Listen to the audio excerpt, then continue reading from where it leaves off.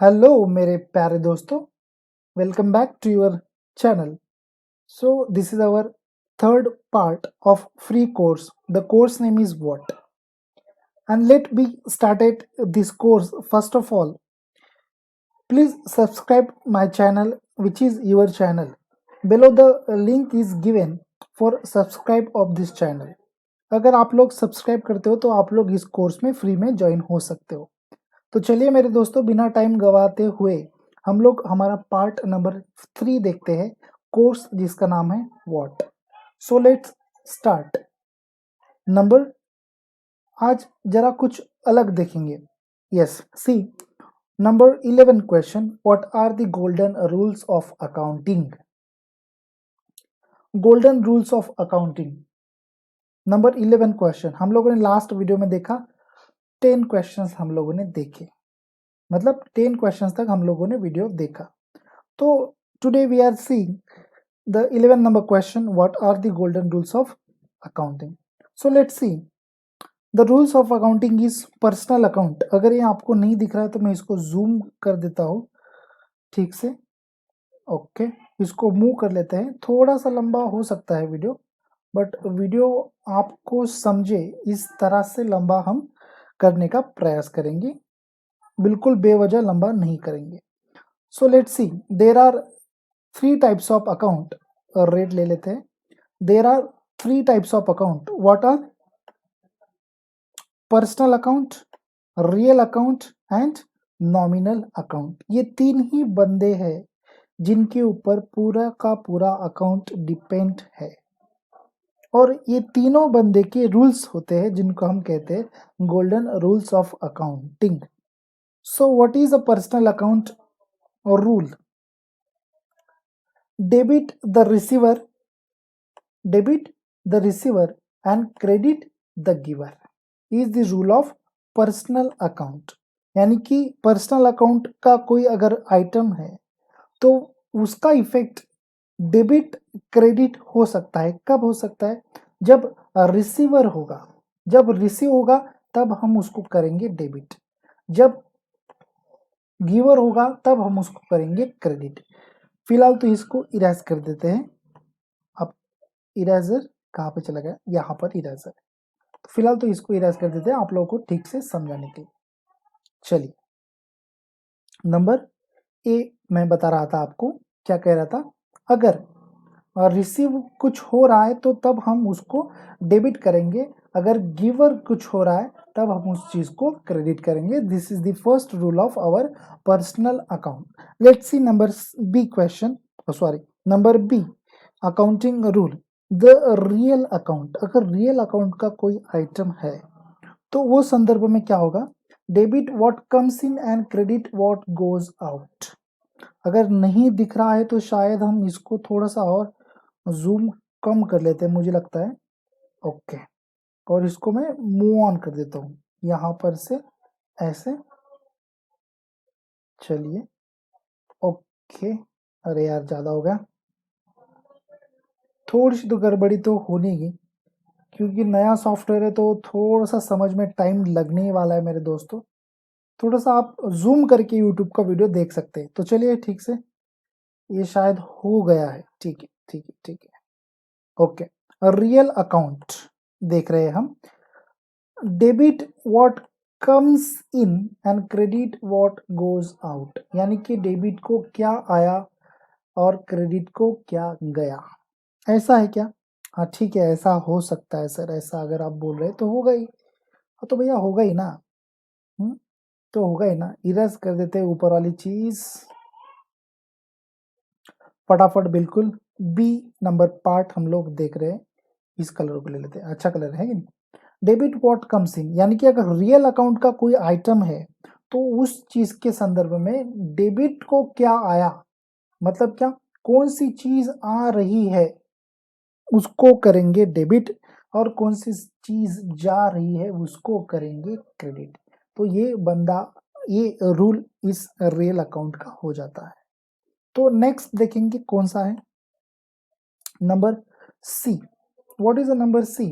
Number C account is a real account. के बाद में number C account is a nominal account, nominal है, बिल्कुल उसका नाम ही कह रहा है कि वो नॉमिनल है। अब नॉमिनल अकाउंट का रूल क्या है, इसको थोड़ा सा इधर मूव कर लेते हैं कि नहीं, चल भाई इधर मूव हो जा। Nominal account, okay, debit all expenses and losses. क्या दिख रहा है बेटा, नॉमिनल अकाउंट देख रहे हैं, ठीक है, कोई गड़बड़ नहीं करना है, इसको हटा देते हैं, ठीक। नॉमिनल अकाउंट यहां पर मैं लिख देता हूं NA, नॉट एप्लीकेबल नहीं है, इसको हमने कहा है नॉमिनल अकाउंट।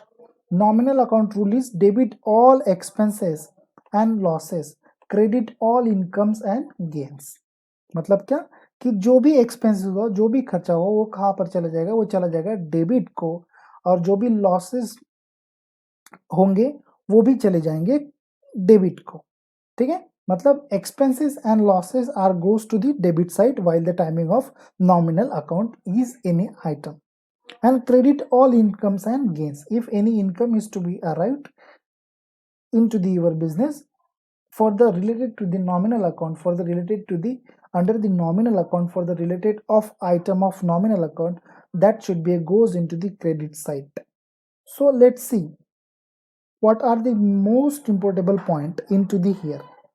अगर मैं आप लोगों को एक बात बता दूं कि भाई जैसे हम लोग कहते हैं कि सवाल पूछा जाता है ना, what are the golden rules of account, हम लोग धड़ाधड़ कह देते हैं, फटाफट बोल देते हैं कि there are number of there are 3 number of types account which is personal account, real account and nominal account.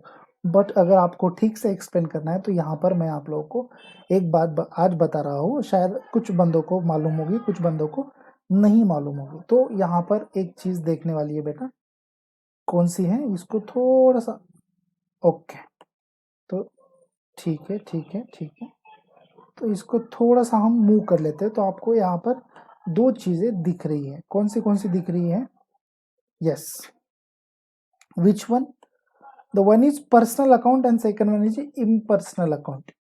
So while we start to the our answer where for this question, what are the golden rules of account, we say that general things, there are two types of account, personal account and impersonal account, and under the personal account there is a personal account, only a single type of account. But into the B, which is the impersonal account, there are two types of account, which are the real account and the real account and real account and nominal account. मैं बोलने का प्रयास क्या कर रहा हूँ मेरे दोस्तों कि personal account and impersonal account, ऐसे दो पार्ट होते हैं अकाउंट में। पर्सनल अकाउंट में सिर्फ पर्सनल अकाउंट ही आता है, बट इम्पर्सनल अकाउंट में real account and nominal account, ये दो चीज आती है। These are the most important point to the here. Let's explain this point which is a personal account. Personal account यहाँ पर मैं ठीक से रख देता हूँ, आपको ठीक से दिख जाएगा, ठीक है, ओके। तो इसको मूव कर लेते हैं, अभी ले लेते हैं rate, okay. What is a personal account? Personal account is the account which is related to the persons, which is related to the peoples. What is personal account? क्या है पर्सनल अकाउंट? एक ऐसा अकाउंट है जो person से related है, जो people से रिलेटेड है। सो अंडर दिस पीपल कौन से आएंगे, which are the peoples? A natural, जैसे कि हम, आर्टिफिशियल, जैसे कि बैंक है, जैसे कि कंपनी है। अब यहाँ पे देखिए हर्षु लिमिटेड एक नाम है कंपनी का, so this should be comes under in the person, clear है, got it. So this is the personal account of type. So some expenses are generated by this type of, such as expenses generated हो जाते हैं, या फिर कोई item इसके ऊपर generate होता है, कैपिटल के ऊपर जनरेट होता है, वहां पर पर्सनल अकाउंट का रूल एप्लीकेबल होता है, क्लियर है। तो यहां पर आगे बढ़ के हम लोग देखेंगे next point, what is impersonal account. So let's C impersonal account under two types of account. Which one? The one is a real account and second one is nominal account. Let erase this one, okay.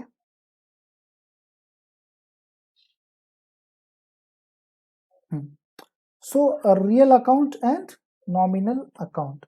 So what is a real account? A real account is the accounts where the items are comes assets, properties, cash, machinery, goodwill, building, trademarks, etc.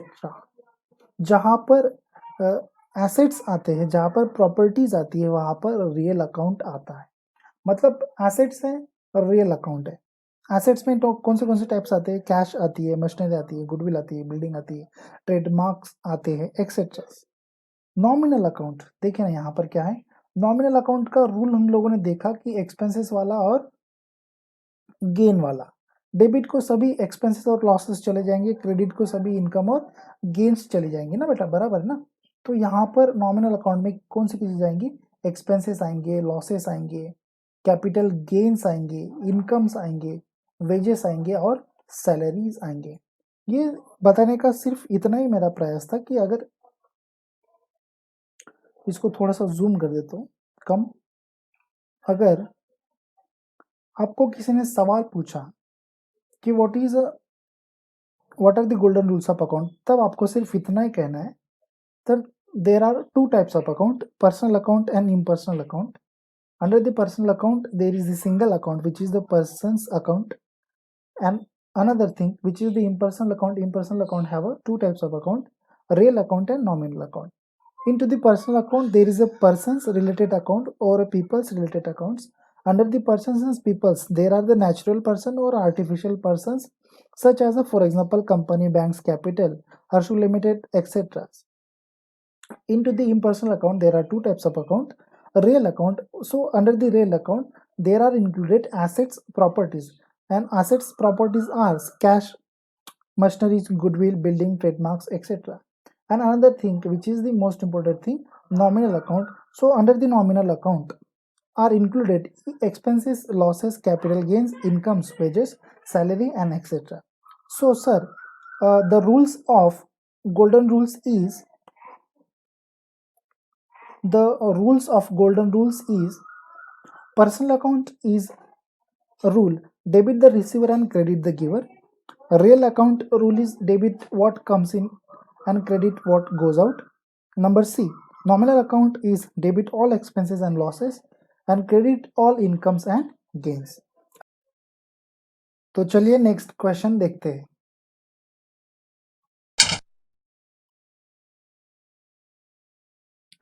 Number 12 question, what is a debit note. आपको कोई भी सवाल पूछ सकता है, मतलब interviewer पूछ सकता है, कोई भी चलता हुआ आदमी नहीं पूछेगा, जिसको इसके बारे में नॉलेज है वही पूछेगा. तो what is a debit note? Let's see the answer. When goods are returned, the purchaser returning the goods and prepares a memo with full particulars thereof and sends it to the supplier to whom the goods have been returned. This memo is called a debit note. In short, buyer makes a debit note in the favor of seller. Okay. Debit note क्या है? Debit note एक returned document है. Okay. When goods are returned, जब goods returned होंगे, the purchaser returning the goods and prepare a memo, मतलब कौन बेटा? Purchaser, buyer है कि नहीं? परचेसर कौन है? Buyer. Purchaser returning the goods and prepare a memo, ये चीज हमारे लिए इंपॉर्टेंट है, महत्वपूर्ण है. Prepare a memo with full particulars thereof and sends it to the supplier. Okay, sends it to the supplier to whom the goods have been returned. कब? जब वो गुड्स रिटर्न करेगा तब. This memo is called a debit note, और इस memo को हम लोग कहते हैं debit note. In short, buyer makes a debit note in the favour of seller. In shortly अगर हम बताना चाहते हैं कि what is a debit note is a memo where is a buyer makes a debit note in the favour of seller. In the favour of seller, but क्यों prepare करता है? What is the reason? तो यहाँ पर एक word है full particulars. Particulars में क्या चीज आएंगी? उसने कौन सा गुड्स बाय किया था, कितने अमाउंट को किया था, कितनी क्वांटिटी में किया था, क्यों कर रहा है वो रिटर्न, क्यों मेमो भेज रहा है. तो ये सभी चीजें फुल पर्टिकुलर्स में आ जाती है. while the timing of damage of goods, while the timing of issue generated on that goods, that time the purchaser are returning the goods, and when the timing of purchaser are returning the goods, that time he prepare a memo, and this memo is called a debit note. So what is the debit note? Debit note is the memo where the buyer makes a debit note in the favor of seller. So let's see the number next question. What is a credit note? जैसे कि debit note है वैसे ही credit note है, but यहाँ पर answer थोड़ा सा vice versa है. When goods are sold or returned to a seller by his customer for some reasons or other, the memo issued by the seller to the customer acknowledging the receipt of the goods is called a credit note. In short, seller makes a credit note in the favor of buyer. उल्टा है कि buyer जब prepare करता है favour में किसके? Supplier के favour में, तब वो हो जाती है डेबिट नोट. और यहाँ पर क्या है? Seller makes a credit note. यहाँ पर सप्लायर, सेलर कौन है? सप्लायर है, बेचने वाला. Seller makes a credit note in the favour of buyer है. व्हेन गुड्स आर सोल्ड, जब गुड्स सोल्ड हो जाते हैं तब गुड्स कुछ हमें रिटर्न भी मिलते हैं, जहाँ पर हम लोग लिखते हैं गुड्स रिटर्न या फिर सोल्ड रिटर्न या फिर रिटर्न इनवर्ड, हम लोग उसको लिखते हैं. Return to a seller, seller को रिटर्न आते हैं ना, तो कौन भेज रहा है? कस्टमर भेज रहा है. Okay. When goods sold are return to a seller by his customer, customer के पास से फॉर सम रीजंस और अदर, कुछ रीजंस के या फिर कुछ अदर रीजंस की वजह से, the memo issued by seller, ऐसे समय में एक मेमो इशू होता है. किसके फेवर में? कस्टमर के फेवर में. कौन करता है इशूड? सेलर करता है. इतनी बात ध्यान में रखें. Issued by the seller to the customer acknowledging the receipt. Acknowledging receipt कहते हैं उसको. क्या कहते हैं? Acknowledging the receipt of the goods is called a credit note. इतनी बात ध्यान में रखिए कि डेबिट नोट कौन प्रिपेयर करता है? बायर डेबिट नोट प्रिपेयर करता है. और क्रेडिट नोट कौन प्रिपेयर करता है? सप्लायर या फिर सेलर जिसको हम कहते हैं वो प्रिपेयर करता है. So this is our 13 number question. Video ज़्यादा लंबा नहीं हो इसलिए मैं ज़्यादा एक्सप्लेनेशन आप लोगों को नहीं दे रहा हूँ. Number 14 question. What is a accounts receivable? General question है. कहीं भी जाओ, इंटरव्यूज में, एमएनसी में जाओ, कहीं भी जाओ, आप लोगों को ये क्वेश्चंस हमेशा पूछते हैं. जिन जिन लोगों को ये सवाल पूछा गया है वो लोग मुझे प्लीज कमेंट करके बताएं कि अकाउंट रिसीवेबल का सवाल का जवाब आप लोगों ने क्या दिया था. अब यहाँ पर मैं आप लोगों को अच्छा सा और सिंपल सा इसका जवाब देता हूँ. आंसर है account receivable is amount which company has a right to collect because every time company cannot sold goods or services on a cash basis. Sometimes this can be sold on a credit basis to a customer. This is assets because it's provide future benefit to a company. हम लोग हमेशा कहते हैं कि accounts receivable is an current asset which provide future benefit to a company. But what is the exactly reason this is the current asset or this is the asset which should be a provided future benefit to a company? What is the reason? So reason behind to you. Okay, into the front of you. Account receivable is an amount. Account receivable एक amount है. Account receivable is an amount which company has a right. company को उसके बारे में right है. right है बेटा, right. Okay. To collect because every time वो collect करती है. because क्यों राइट है? Because every time company can not sold goods और सर्विसेज ऑन कैश बेसिस. अब हमेशा तो भाई कस्टमर के पास में पैसा तो नहीं रहता है ना, कभी कभी हम लोग क्रेडिट बेसिस पे भी लेते हैं. तो ऐसे समय में क्रेडिट बेसिस पे जो चीज़ बेची गई हो, क्रेडिट बेसिस पे जो चीज़ का मुनाफा उठाया गया हो, ऐसी कोई भी चीज़ कंपनी अगर कलेक्ट करती है उसका क्रेडिट तो वो हो जाते हैं बेटा account receivables. cannot sold goods on a services or a services on a cash basis. Sometimes this can be sold on a credit basis to a customer. This is assets because it's provide future benefit to a company, and that is the answer in a simple language. So let's see the number 15 questions of this our today's video. What is the accounts payable? अब ये भी question आप लोगों को general में पूछा जाता है. What is the accounts payable? Please explain me. तब हमें आंसर देना है sir. Accounts payable are amount a company owes because it's purchased goods or services on a credit from a supplier or a vendor. This is the liability of a company. Okay, जैसे account receivable हम लोगों ने goods sold किए है credit basis पे, वैसे भी हम लोगों ने कुछ गुड्स तो बाय किए होंगे ना बेटा on the basis of credit, that time this is the vice versa concept of accounts receivable, ऐसे मैं कह रहा हूँ। सो दिस इज अवर लायबिलिटी, जैसे वो हमारी एसेट है वैसे ही ये हमारी लायबिलिटी है, current liability. So this is the reason this is a liability of the company. Accounts payable are amounts a company owes because it's purchased goods or services on a credit basis from a supplier। Supplier के पास से हम लोगों ने कुछ goods कुछ services credit basis पे, या फिर वेंडर के पास में से कुछ सर्विसेज कुछ गुड्स हम लोगों ने क्रेडिट बेसिस पे लिए, तो अब हमें वो पैसा तो देना है ना बेटा, वो उन लोगों का रिसीव्ड होगा, अकाउंट्स रिसीवेबल, ये हम लोगों का अकाउंट्स पेबल होगा। So that is the accounts payable and accounts receivable. So let's see what we learn today. Number first question, what are the rules of accounting? Number second question, what is a debit note? Number third question, what is a credit note?